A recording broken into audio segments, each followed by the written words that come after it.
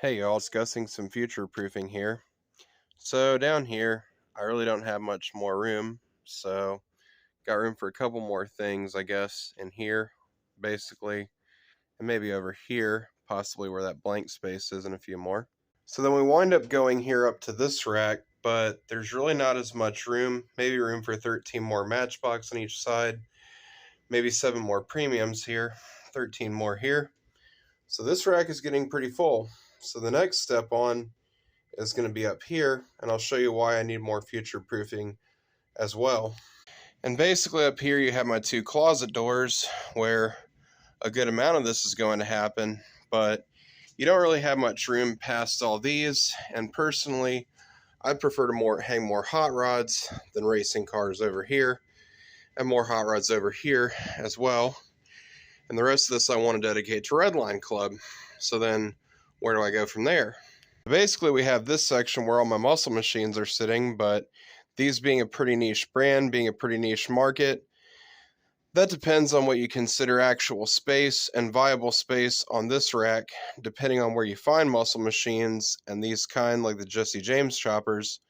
So that's not really a rack for Hot Wheels. And moving on to this, we can see that quite a bit of the room in the bottom is taken up by boulevards. And there was maybe room for about another year of collecting hot rod premiums. If I get the garage stuff, certainly there's that. But again, not really as much to work with over here.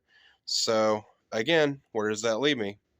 I wind up getting to my Johnny Lightnings back here, but finding these old Playing Mantis Johnny Lightnings are easier said than done.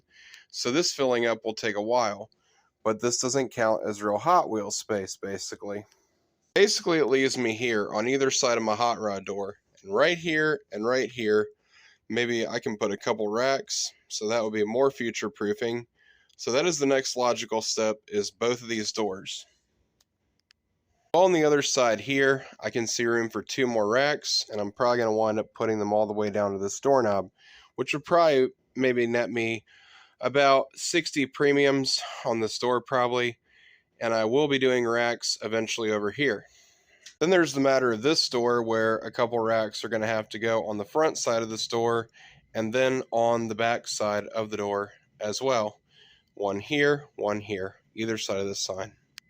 That leads me to my next problem, why that needs to happen, because this rack is very full of Hot Wheels. I don't have much room here, so again, that is my future proofing plans and why I am going to need to be building more gutter racks. Alright, see ya. Follow for cool stuff.